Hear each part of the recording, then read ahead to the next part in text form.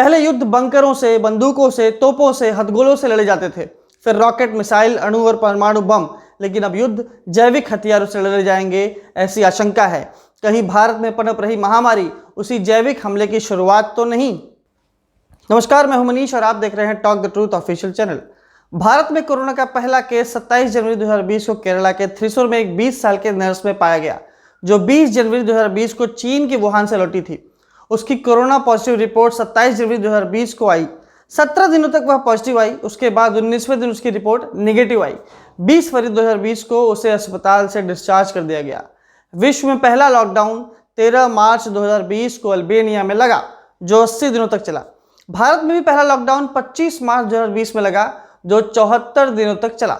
अब आते हैं भारत में बढ़ रहे कोरोना के तांडव और अलग अलग बीमारियों की तरफ, जो हमें मजबूर करती हैं यह सोचने पर कि यह बीमारियों की श्रृंखला कहीं सोची समझी रणनीति तो नहीं, कहीं भारत में बढ़ती अर्थव्यवस्था को रोकने के लिए कोई षड्यंत्र तो नहीं, कहीं भारत और भारतीयों को कमजोर करने के लिए यह बीमारियों का जाल तो नहीं बुना गया।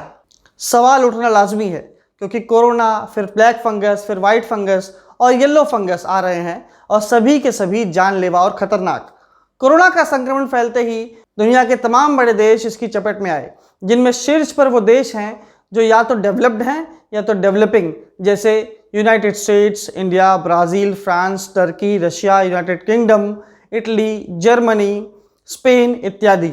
आप अगर कोरोना की मार की ट्रेंड को देखें तो विश्व की बड़ी अर्थव्यवस्थाओं पर इसका असर सबसे भयावह रहा है, जबकि उन सभी देशों के पास अच्छी स्वास्थ्य सुविधा, अच्छे डॉक्टर, अच्छे अस्पताल और दवाओं की सुविधा रही है। अब यह सोचने वाली बात है कि जहां बीमारियों से लड़ने के लिए अच्छी से अच्छी सुविधा उपलब्ध हो, वहां कोरोना ज़्यादा असर कर रहा है। और दुनिया में ऐसे देश भी हैं जिनके पास खाने तक को पैसे नहीं हैं, वहां कोरोना बेहद सौम्य रूप में रहा है। लाजमी है कि कोरोना व्यक्तियों के संपर्क से फैलता है, इसलिए लोगों को घरों में ही रखा जाएगा, जिसके लिए दुनिया के तमाम देश लॉकडाउन लगाएंगे और लगा भी, जिससे उद्योग, व्यापार, नौकरी, दिहाड़ी सब के सब बंद हो गई, अर्थव्यवस्था चरमरा गई और दुनिया के कई बड़े देशों और बड़ी अर्थव्यवस्थाओं को इसका बड़ा खामियाजा भुगतना पड़ा। आखिरकार दुनिया को व्यवहार चलाने के लिए काम और उसी काम से आया पैसा ही चाहिए, जो लॉकडाउन में पूर्णतः बंद हो गया।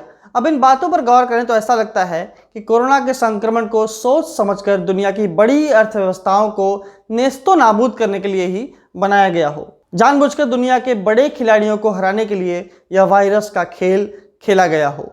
आप थोड़ा कोरोना के ट्रेंड पर ध्यान दें तो आपको पता चलेगा कि यह ऐसा पहला वायरस है जिसका फेज 2 फेज 1 से ज़्यादा खतरनाक है, और ऐसा अनुमान है कि इसका फेज 3 बाकी के दोनों फेज से भी और खतरनाक और भयावह होगा।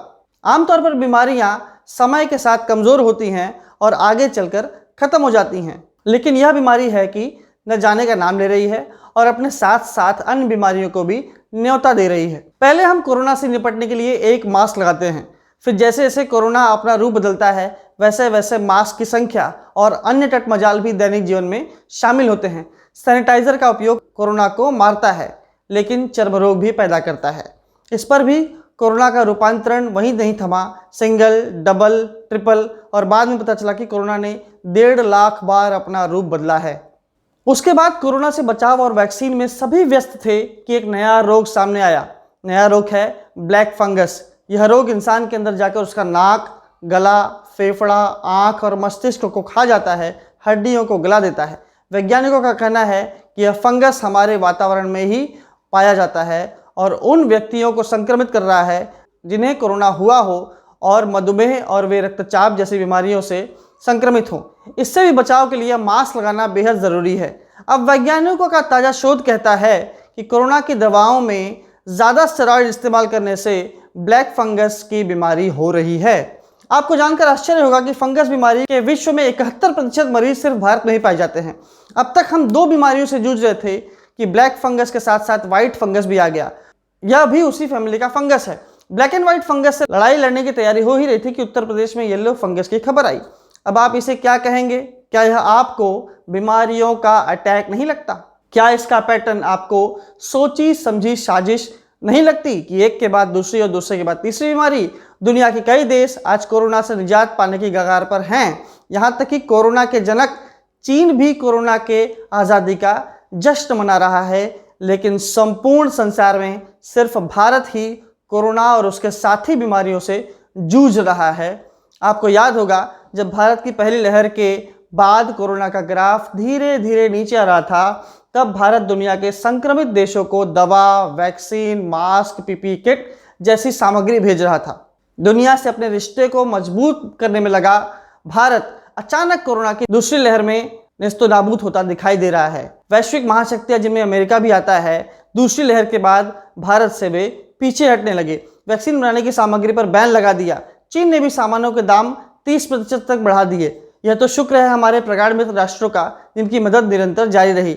बाद में अमेरिका को भी आगे आना ही पड़ा, जिसमें श्री अजीत डोभाल जी का बहुत बड़ा योगदान है। पहले युद्ध बंकरों से, बंदूकों से, तोपों से, हथगोलों से लड़े जाते थे, फिर रॉकेट, मिसाइल, अणु और परमाणु बम।